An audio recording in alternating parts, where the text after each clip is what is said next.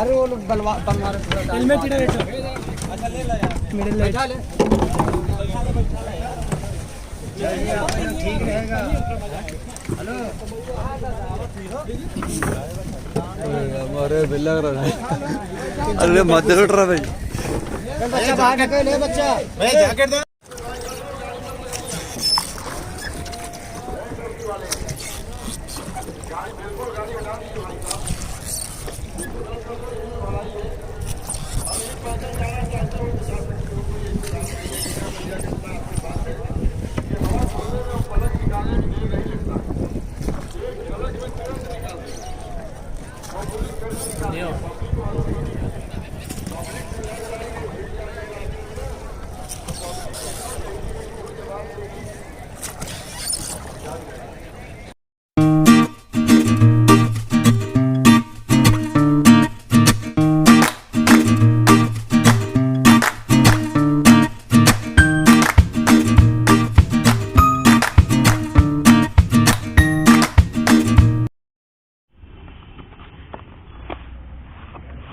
So ఇప్పుడే ride start చేసినాం friends.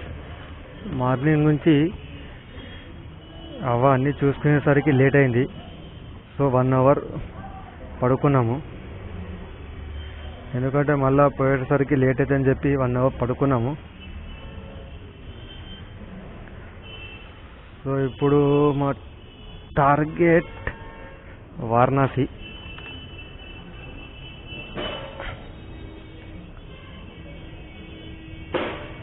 మా ఫ్రెండ్స్ ముంగడికి వెళ్ళిపోయారు.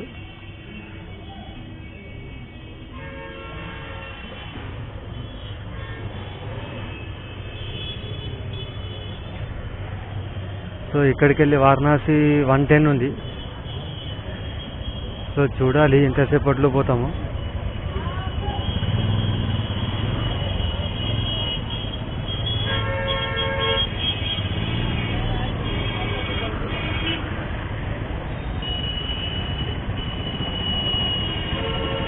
అంటే 2 అవర్స్లో మేము కొట్టేయగలుగుతాం.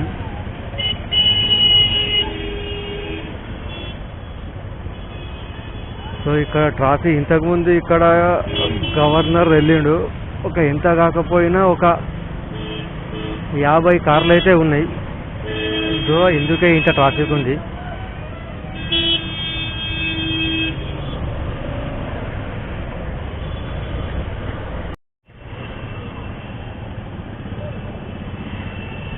సో మేము ఇంతకుముందు స్నానం చేసిన ఘాట్ ఏది అంటే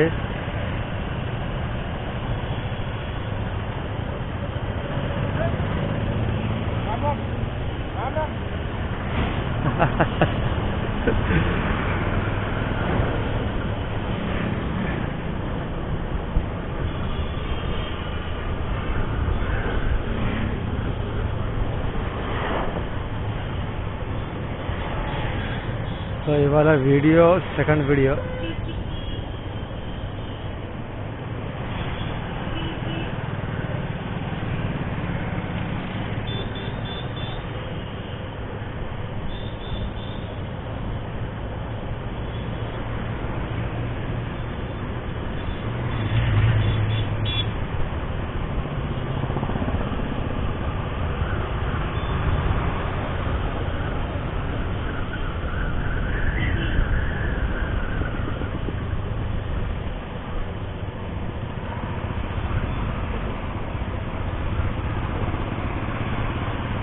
త్రివేణి సంగమం కలిసే నీళ్ళు.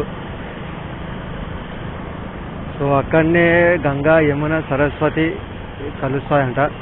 సో మేము మార్నింగ్ అక్కడనే స్నానం చేసుకొని వచ్చినాం. సో ఇది ట్రైన్ బ్రిడ్జ్, ఇది రోడ్ బ్రిడ్జ్. రోడ్లో 2-వే బ్రిడ్జ్ ఉంది. అక్కడేమో అక్కడేమో పోయేది ఉంది, ఇక్కడేమో మేము పోయేది ఉంది. అది రైల్వే బ్రిడ్జ్.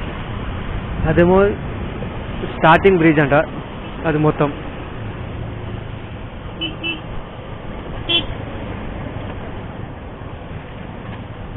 సో ఇది మొత్తం గంగా యమున సరస్వతి కలిసే మొత్తం ఏరియా ఇదే అనమాట. సో ముంగట రోడ్ ఏం బాగా లేదు. మీకు అక్కడ టవర్స్ కనబడుతున్నాయి కదా, అక్కడ టవర్స్కి వెళ్ళి గంగా నీళ్ళు వస్తాయంట, ఇక్కడికి వెళ్ళి యమున నీళ్ళు వస్తాయంట. సో ఈ మధ్యలో కలిసే ప్లేసే గంగా యమున సరస్వతి అని అంటారని ఇక్కడ పబ్లిక్ అంటున్నారు. పబ్లిక్ కాదు కానీ ఇక్కడ మేము పొద్దున స్నానం చేసుకుంటుంటే అట్లా మొత్తం అట్లానే అంటున్నారు. సో రెండు నదులు ఇక ప్రయాగ్రాజ్లో ఉన్న చిన్న నదిలో కలిసి ఒకటిగా మారి అది వేరే దగ్గర పోతాయని చెప్తున్నారు. సో అది ఎక్కడ పోయేదా ఎక్కడ పోతా అన్నది నాకు అంతగా తెలీదు.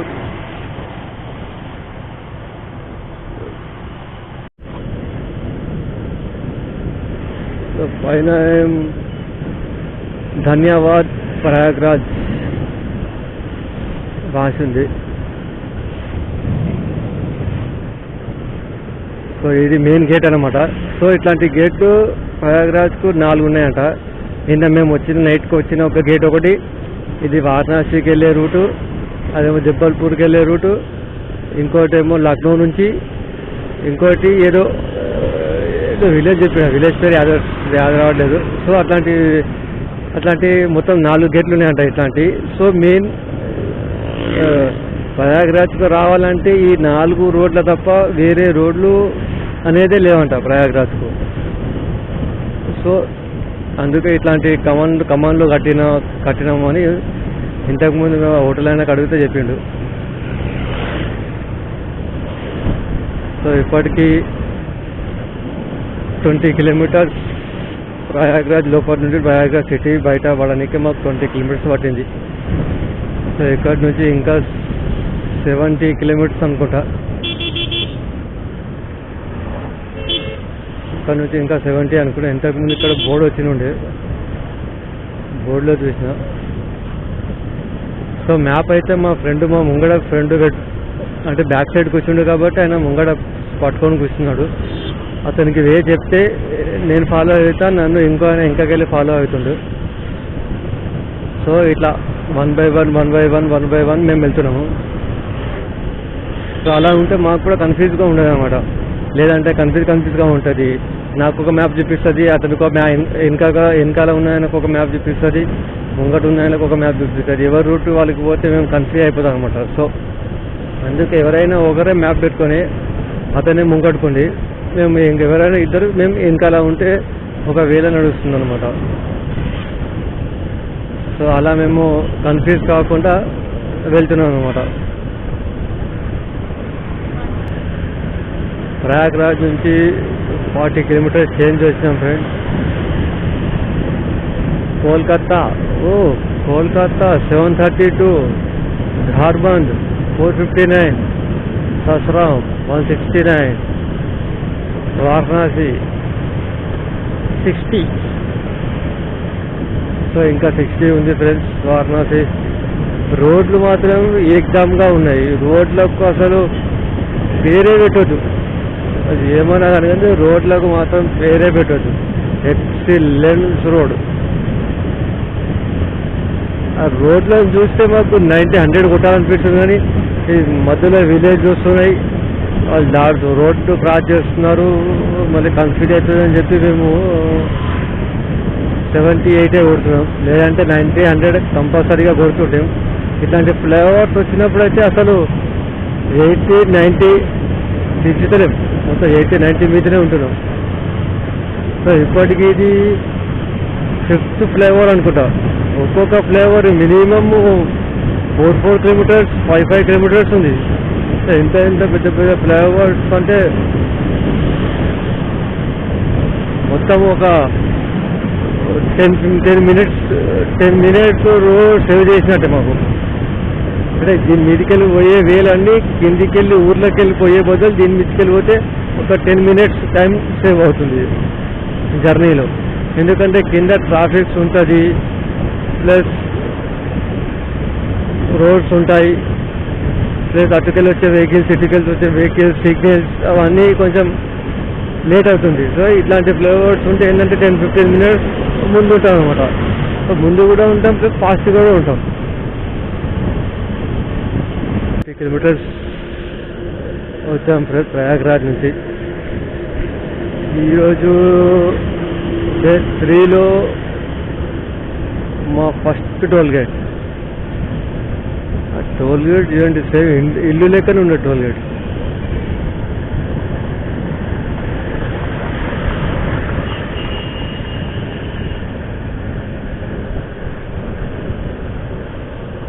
టోల్ గేట్ సేమ్ ఇల్లు లెక్కనే ఉంది.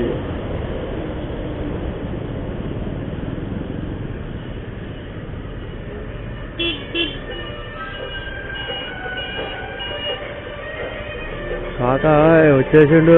కాకా చూసే కొంచెం.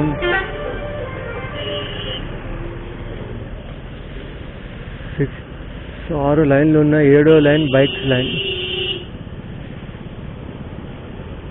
ఏం టోల్ గేట్ లెక్కనే ఉంది ఇల్లు. అరే అంత పైన కూడా ఉండొచ్చు, మళ్ళీ మా హాయిగా ఉండొచ్చేమో. వీళ్ళ కోసం కట్టిరా వాళ్ళ. ఇక వచ్చేటోళ్ళకి కూడా సేమ్.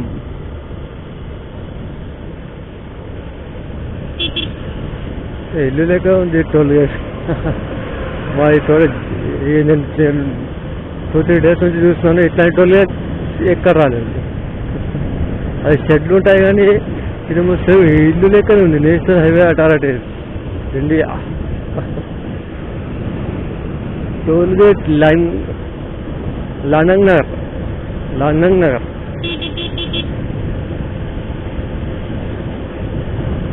సో ఇంకా 50 కిలోమీటర్స్ ఉంది ఫ్రెండ్స్. ఇంకా 40 మినిట్స్లో కొట్టేస్తాం.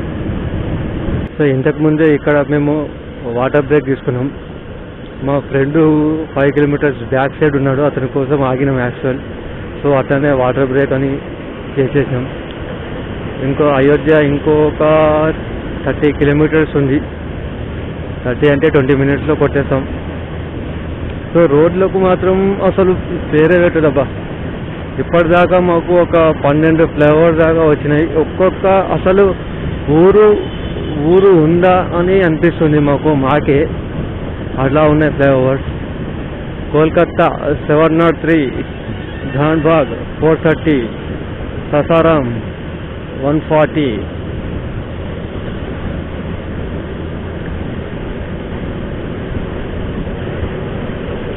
మాటల్లో ఇంకొక ఫ్లైఓవర్ వచ్చింది. ఇది 13 ఫ్లైఓవర్. ఒక్కొక్క ఫ్లైఓవర్ ఇప్పుడు వచ్చే ఫ్లైఓవర్ తక్కువనే అనుకోండి. ఇప్పుడు వచ్చే ఫ్లైఓవర్ 1 కిలోమీటర్ 1.5 కిలోమీటర్ ఉంది. అక్కడ బ్యాక్ సైడ్ ఉన్న ఫ్లైఓవర్స్ అయితే టోటల్ ఒక్కొక్క 4 కిలోమీటర్స్, 3-4 కిలోమీటర్స్ అట్లా ఉన్నాయి ఫ్లైఓవర్స్ ఒక్కొక్కటి.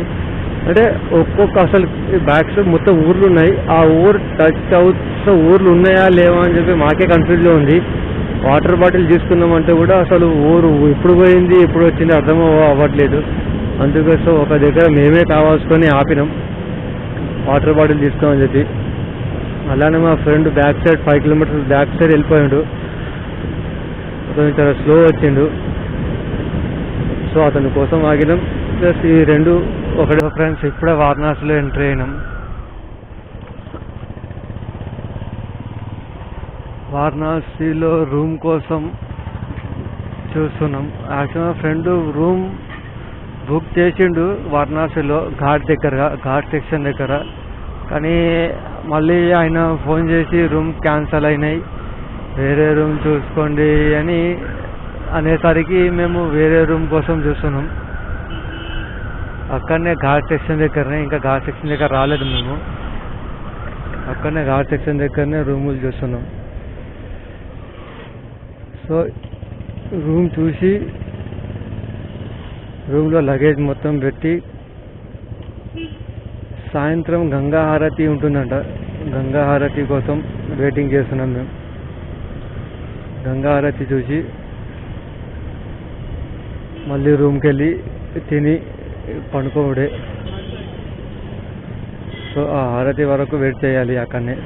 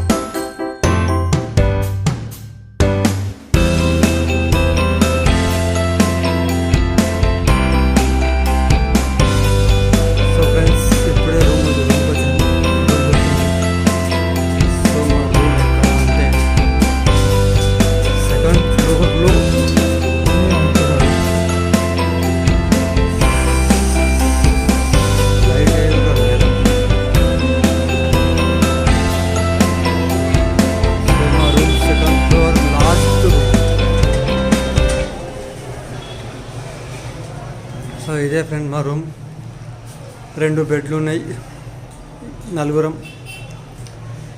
వాటర్, గ్లాస్, టీవీ, సో అన్ని స్పెషాలిటీస్ ఉన్నాయి ఫ్రెండ్స్. ఇప్పుడే గంగా హారతి అవుతుందట. సో ఇప్పుడే గంగా హారతికి వెళ్తున్నాము. సో ఇంకొక 5 minutes ఉంది గంగా హారతి, అందుకే పబ్లిక్ కూడా చాలా ఫాస్ట్గా వెళ్తున్నారు. సో గంగా హారతి మా రూమ్ దగ్గరలోనే ఉంది, ఒక 5 minutes వే అంతే. మాకు రానికినే చాలా టైం పట్టింది.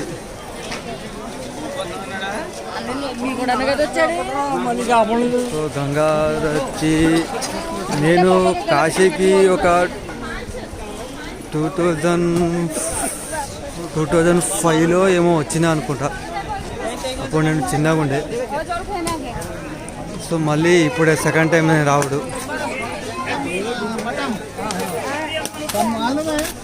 సో అప్పుడు గంగా హారతి నాకు అంత ఐడియా లేదు. సో ఇప్పుడు చాలామంది చెప్తారు బాగుంటుంది, చూస్తే ఒక అద్భుతం, ఇక ఒక్కసారి చూస్తే చాలు ఇది అని ఒకటి అంటున్నారు. చూద్దాం. గంగా హారతి ఘాట్ అంట, అక్కడ బోర్డు రాసింది గంగా హారతి ఘాట్ అని చెప్పి. సో చూద్దాం గంగా హారతి ఘాట్.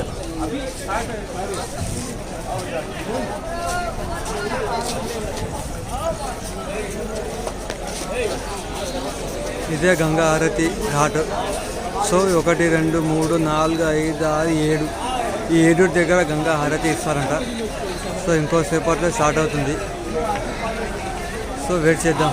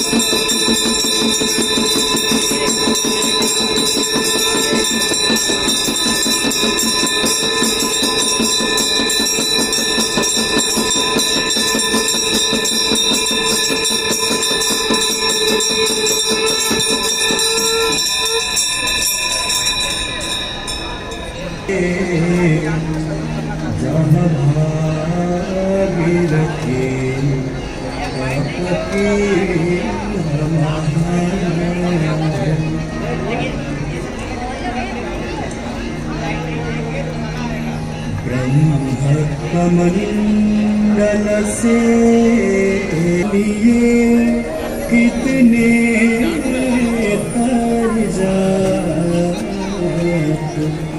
प्रणाम प्रिय सुरलोक सिधार।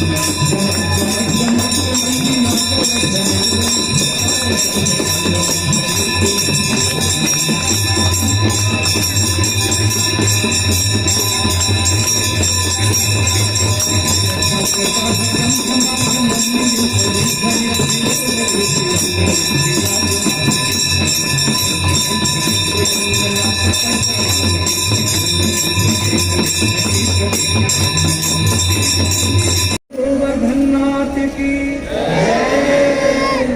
राजा रामचंद्र की जय, अन्नपूर्णा माता की जय, लक्ष्मी माता की जाएंगे नाव पे 50 रुपए एक्स्ट्रा घाट घुमाएगा। शीतला माता की जय, ब्रह्म स्वरूप श्री सत्य साई बाबा की जय, परमहंस देव सद्गुरु श्री बापू जी महाराज की जय, श्री श्री शोभा माता की जय, समस्त देवी देवताओं की जय, समस्त संत महात्मा ऋषियों की जय, नमः पार्वती पते हर हर महादेव।